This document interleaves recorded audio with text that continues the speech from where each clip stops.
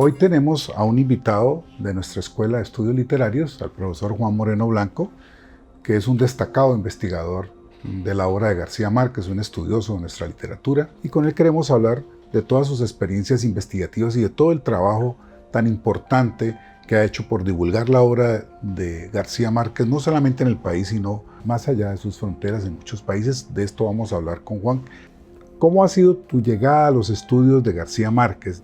Es accidental. Yo me fui a Francia a estudiar literatura francesa. En el año 92, allá hay una feria del libro, como en todas las ciudades del mundo. Y en esa feria del libro, por casualidad, yo me encuentro delante de una mesa a un señor que está vendiendo sus libros. Entonces es un stand de un museo donde están lo que llaman en Francia americanistas, los investigadores franceses de nuestro continente. Personas que están en la sociología, en la historia, en los procesos migratorios, bueno, investigadores en todas las ramas. Y entonces ahí encuentro a un señor y al aproximarme, oh sorpresa, sobre la mesa están los libros de Michel Perrin y el señor es Michel Perrin. Años antes yo había sido profesor de literatura colombiana en la Universidad de La Guajira, en Riohacha, y allá había tenido conocimiento de quién es Michel Perrin. Michel Perrin, que ya falleció, es el primer investigador que realiza a fondo un estudio etnológico, etnográfico, antropológico de la comunidad amerindia más grande del país, que son los Wayuu, que viven entre Colombia y Venezuela porque para ellos no hay frontera. En el 77, si no estoy mal, publicó el primero de sus libros, que en francés se llama Le Chemin des Indiens Morts, y que fue traducido en el 80 en Venezuela con el título El Camino de los Indios Muertos, y que se convirtió en una referencia obligada desde los años 80. Entonces él hizo su trabajo sobre todo en Venezuela, tuvo una larga estadía, aprendió el Wayuunaiki. A él le debemos la recopilación de muchos relatos tradicionales, de muchos libros de relatos tradicionales Wayuu, de la tradición narrativa Wayuu, que son publicados en Venezuela. Por ejemplo, tiene un libro sobre el arte de curar en la cultura Wayuu. Muchos relatos, análisis de la ley, de la jurisprudencia propia de los Wayuu. Y en el 92 él estaba presentando su más reciente libro sobre el chamanismo, las prácticas del sueño y el chamanismo Wayuu, que pocos años después fue traducido al español también en Venezuela. Y mi sorpresa es grande porque para mí era un privilegio poder al fin ver en carne y hueso a esa persona que en lo que tiene que ver con los Wayuu y en el ambiente académico de la Universidad de La Guajira es una persona simplemente muy notable.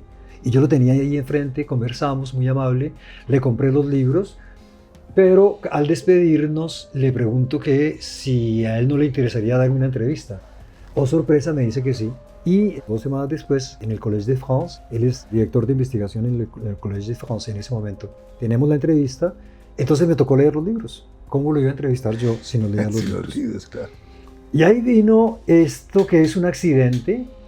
Yo estaba leyendo esos libros sobre la lógica cultural Wayuu, marcada por el chamanismo. Como todas las culturas amerindias son culturas de lógica chamánica, pero cada una tiene su especificidad. Y yo decía, pero ¿por qué esto no me es extraño? ¿Por qué yo tengo la impresión de saber algo de esto? Si yo no sabía nada de los Wayuu, porque yo soy de los estudios literarios y yo no he tenido nunca que ver nada con la etnografía, la antropología de esos dominios. Y en La Guajira misma, donde viví un periodo cuando fui profesor, pues yo simplemente estaba en un terreno donde es muy, muy importante la visible de la cultura originaria Wayuu, pero pues como no hace parte de mi dominio de conocimiento, yo no me enteré mucho. Es decir, que yo soy en ese momento un absoluto ignorante de la cultura Wayuu. Y de pronto leyendo los libros de Michel Perrin sobre la cultura Wayuu, resulta que, extrañamente, para mí es algo familiar. No entiendo, yo no entiendo. Incluso tal vez no soy completamente consciente de lo que me está pasando, pero algo me está pasando que me produce un sobresalto.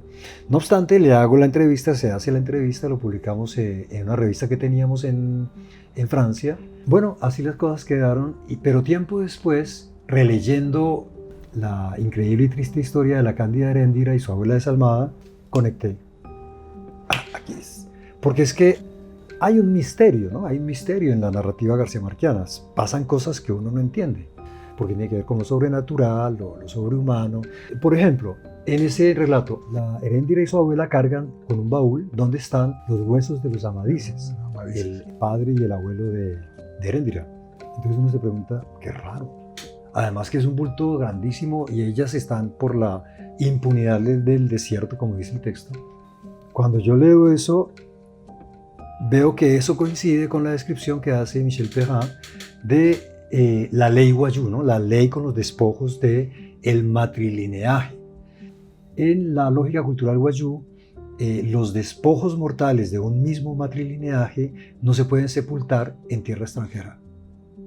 Tienen que ser sepultados en el cementerio del matrilineaje, que entre otras cosas es una referencia del territorio propio, ¿no? Aunque pues ahí estamos explicando para la cultura Wayuu cosas con la lógica occidental. Yo me pregunto si para los Wayuu está la idea de territorio propio, ¿no? Siempre estoy yo tratando de no hacer esas violencias simbólicas tan propias del colonialismo. Claro, no pueden enterrar los huesos de los amadises porque ellas vienen de otro lugar y los amadises vienen de otro lugar. Por esa razón no los pueden sepultar. Y lo del asunto de los huesos me remite directamente a los huesos de la ascendencia de Rebeca, que llega a Macondo desde Manaure, no porque llega con los huesos de sus padres en un talego, que causan molestia, el cloc y la misma Rebeca tiene traumatismos. Mucho tiempo en la casa. Sí, y la misma Rebeca tiene traumatismos. Esos traumatismos son superados cuando la muerte del primer miembro simbólico del linaje, que es un miembro adoptado, que es Melquiades. Melquiades es el primer muerto de Macondo. Se funda el cementerio al enterrar a Melquiades. Y entonces Pilar Venera le dice a José Arcadio Buendía que la solución en cuanto a Rebeca es solucionar al fin el problema ese del cloc de los huesos de la ascendencia de Rebeca, porque ya hay cementerio. Entonces, al enterrar los despojos mortales de la ascendencia de Rebeca como que se reconcilia con ella, ya como que supera un traumatismo. Pero entonces conecto esas dos cosas y encaja con las descripciones que hace Michel Perrin de la lógica cultural Wayuu con los despojos. Y entonces sigo conectando después con todas esas cosas que nos parecen misteriosas, que no entendemos de la narrativa garcía-marquiana, que siempre suceden cosas que no son del orden cultural de nuestra cultura criollo occidental. Bueno, entonces me tocó enterarme. Claro. Recurrir a la antropología. Claro, porque ¿qué hace Michel Perrin? Michel Perrin lo que hace es tematizar las grandes características del mito Wayuu. Y en eso no hace sino seguir la escuela francesa. Y el director de su tesis de doctorado es nada menos que Claude Lévi-Strauss. Sí. Me tocó meterme en el mito, profundizar un poco en esa tradición francesa que me llevó, pues, por un lado a Claude Lévi-Strauss y por otro lado a una figura que a mí me parece muy importante, que es Gilbert Durand, porque es un antropólogo que se ocupó de estudiar la arquetipología y vincula a los arquetipos con el mito.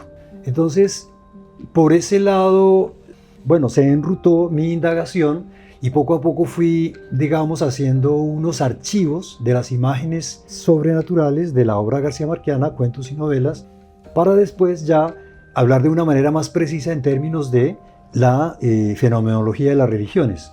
Son imágenes de manifestación de lo sagrado en lo profano, que en la descripción del mito se llama imágenes de hierofanía o de imágenes hierofánticas. Entonces yo ya estoy, digamos, en el terreno del mito y me encuentro leyendo a García Márquez no como literatura. Me encuentro leyendo a García Márquez como documentos dispersos que me permiten paquetes de imágenes susceptibles de ser reagrupadas para hacer una especie de estructura de esas imágenes de la hierofanía. Quiere decir que me alejo un poco de la metodología o de la heurística propia de los estudios literarios y estoy estudiando ya un mito en ese corpus narrativo, que es lo que hacen los etnógrafos.